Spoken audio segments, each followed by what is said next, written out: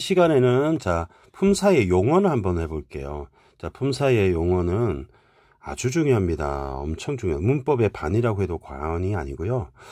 한번 따라와 보세요. 이걸 일단 암기를 해야 될 것 같은데요.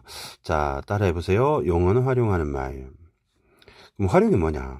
활용은 어간 플러스 어미. 활용은 어간 플러스 어미. 그럼 어간은 뭐냐? 어간은 기본형 마이너스다. 어간은 기본형 마이너스다. 여기까지 따라해 볼까요? 용어는 활용하는 말. 활용은 어간 플러스 어미. 어간은 기본형 마이너스다. 자, 꼬꼬무로 꼬리에 꼬리를 물고 이렇게 설명했습니다. 다음에 다로 끝나는 말은 동사 형용사. 다로 끝나는 말은 동사 형용사. 동사는 되고 형용사는 안 되는 것은 현명청. 동사는 되고 형용사는 안 되는 것은 현명청. 현명청이라는 것은 현재형,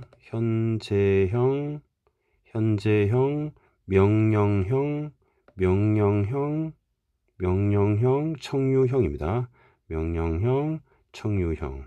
현재형, 명령형, 청유형. 그래서 외우실 때 용어는 활용하는 말. 활용은 어간 플러스 어미. 어간은 기본형 마이너스다.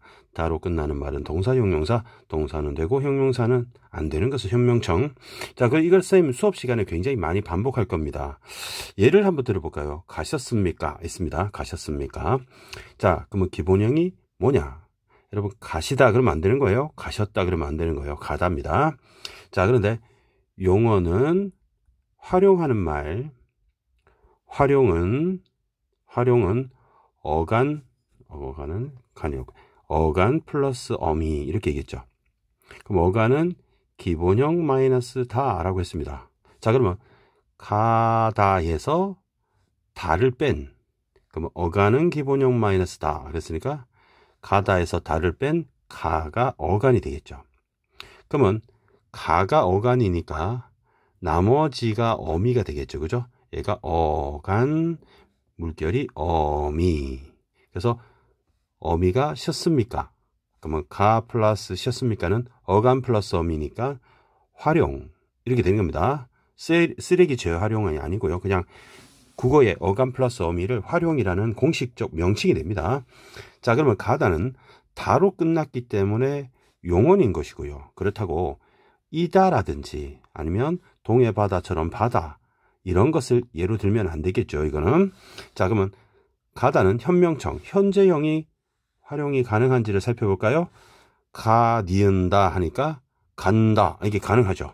가능하기 때문에 동사가 됩니다. 여러분 한번 물어볼까요? 설레다가 동사일까요? 형용사일까요?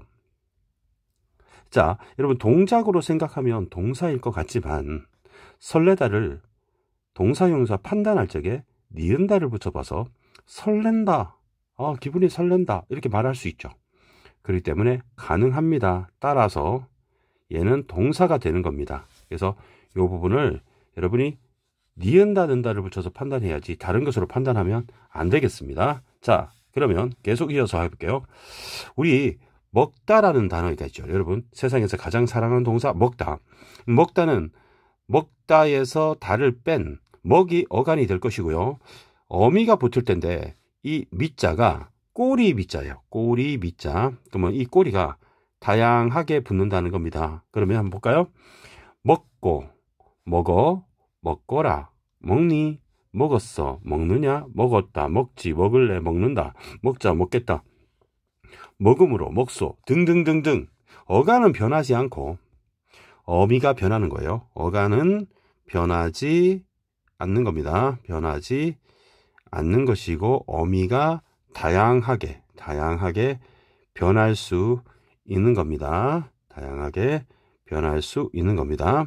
자, 그래서 가변어가 되고요. 이제 동사 한번 살펴볼까요? 동사는 이 동자가 움직일 동자예요. 움직일. 우리 행동, 동작, 그죠? 이때 쓰는 단어가 움직일 동자입니다. 움직일 동. 자, 그러면 행동이라든지 아니면 움직임, 작용 등을 뜻하는 말입니다. 그러면 설레다는 행동과 움직임은 아니지만 작용으로 보는 거예요. 그래서 여러분 설레다가 동사가 됩니다.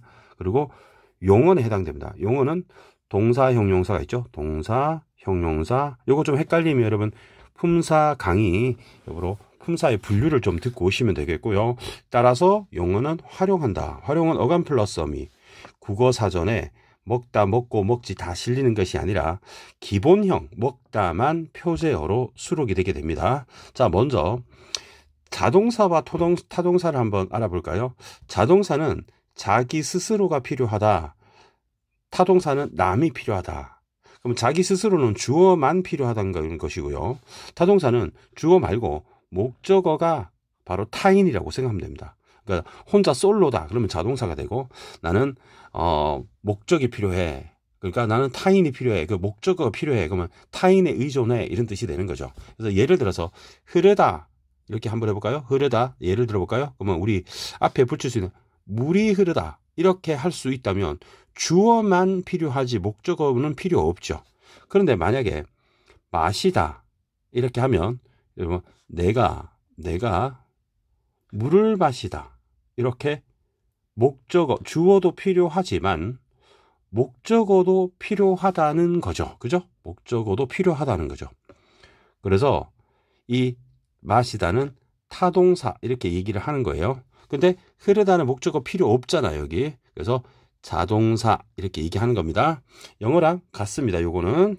자, 그 다음 이어서 불완전 동사를 한번 해볼게요. 불완전 동사다. 그럼 반대말은 완전 동사가 되겠죠. 선생님이 학교를 다닐 때는 학력고사 시절이었는데요.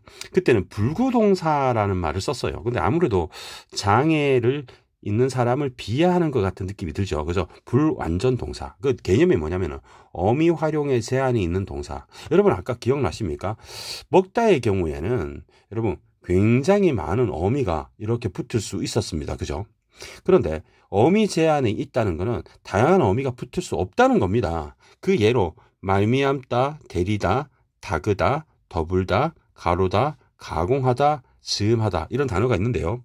말미암다는 어떤 현상 사물의 원인이 되는 뜻으로 말미암아에 아만 붙을 수 있죠. 말미암아, 말미암아서 이 두 개밖에 안 됩니다. 그래서 어미 제한에 활용에 제한이 있는 것이고요. 대리다의 경우에 대려, 대리러, 대리고 어하고 러하고 고만 됩니다. 다그다는 다가오다 할 때 아만 올 수 있고요. 더불다는 더불어의 어와 더불어서의 어서만 올 수 있고요. 가로다, 말하다의 뜻의 가로다는 가로되 할 때 되만 올 수 있고요. 가공하다, 이땐 식품 가공하다 할 때 그 가공이 아니고요. 공포스러워 할 만하다, 이런 뜻이야. 가히 공포스러워 할 만, 두려워할 만하다. 가공한 핵무기 위력할 때 그 가공하다입니다. 그러면 가공하려는 리을이라는 어미만 올 수 있고요. 즈음하다는 즈음한의 니은, 즈음하여의 여만 올 수 있다는 거죠. 그래서 어미 제한에 있는 동사다. 그 다음에 여러분 현명청 기억나십니까? 동사, 형용사 차이가 뭐냐? 동사의 예로는 여러분이 세상에서 가장 사랑하는 동사 먹다를 쓰시고, 그 다음에 형용사는 먹다 때문에 포기한 형용사 예쁘다를 예를 들겠습니다. 그러면 현명청, 현재형, 명령형, 청유형을 올 수 있는 것이 동사예요. 예를 들어서 먹다는 먹는다가 가능하죠. 하지만 예쁜다는 안 된다는 거죠. 명령형 먹어라는 가능합니다만은 예뻐라 하고 명령할 수는 없어요. 다만 예뻐라 하고 감탄은 가능할 수 있겠죠. 그다음에 청유형 먹자는 가능하지만 예쁘자는 불가능하고요. 그 외에도 목적 의도형으로 으려 먹으러 간다, 먹으려 한다 되지만 예쁘러 간다, 예쁘려 한다는 안 되는 거죠. 그래서 현명청 기억하시면 됩니다. 마지막으로 형용사에 대해서 살펴보면 형용사는 성질 상태를 뜻하는 바로 희다, 달다, 착하다, 아름답다가 있고요. 지시 형용사인 이러하다 줄여서 이렇다, 저러하다 줄여서 저렇다, 그러하다 줄여서 그렇다는 이러한다, 그러한다, 저러한다가 안 되죠. 그래서 형용사가 되고요. 비교를 하는 형용사들도 군이 있습니다. 같다, 다르다, 비슷하다 이런 단어들이 바로 비교 형용사이고요. 수량 형용사로는 적다, 많다 등이 있겠습니다. 자, 우리 용언 부분 파트는 요 10분 정도로 강의를 마칠 텐데요. 사실은 용언이 좀 더 진행됩니다. 다음 시간에 본 용언과 보조 용언을 한 꼭지로 다시 강의를 실어 올릴 거고요. 그 다음에 불규칙 활용과 어미의 종류도 쌤이 실어 올릴 겁니다. 마지막으로 하나만 더 얘기를 하면요. 하나만 더 얘기하면 아까 현명청 했던 부분에서 좀 시험에 자주 나오는 부분이 있습니다. 그게 바로 이 부분인데요. 여러분 일상생활에서 건강하세요 이런 말을 참 많이 쓰죠. 이건 맞는 말일까 틀린 말일까요? 당연히 틀린 말입니다. 그 이유를 설명해 볼게요. 건강하다가 기본형인데요. 여러분 건강한다 안 되기 때문에 얘는 형용사라는 거죠. 근데 현명청 명령 불가능합니다. 따라서 건강하세요는 사람들이 많이 쓰고 있는 틀린 말인 거예요. 그렇기 때문에 수정한다면 건강하시길 바랍니다. 건강하게 지내세요로 바로 수정해야 될 것이고요. 행복하세요라든지 양화대교 가사에서 행복하자 이런 단어가 나오잖아요. 이것도 역시 바로 기본형이 행복하다고 행복한다가 안 되고 형용사이기 때문에 바로 명령형과 청룡이 불가능하죠. 그렇기 때문에 마지막으로 행복하자를 설명하면 정답은 틀린 말이다. 그 이유는 기본형이 행복하다인데 현재형으로 만들게 되면 행복한다라고 하는 굉장히 어색한 틀린 말이 된다는 거죠. 그렇기 때문에 얘는 따라서 형용사이므로 형용사는 청유형이 불가능하기 때문에 행복하자는 틀린 말이고 행복하세요, 행복하십시오, 건강하십시오, 건강하세요 다 틀린 말입니다. 그러면 행복하게 살자나 행복해지자처럼 바꿀 수가 있겠죠. 그러면 다음 시간에는 다음 수업 때는 본용어과 보조용어 때 만나겠습니다. 안녕.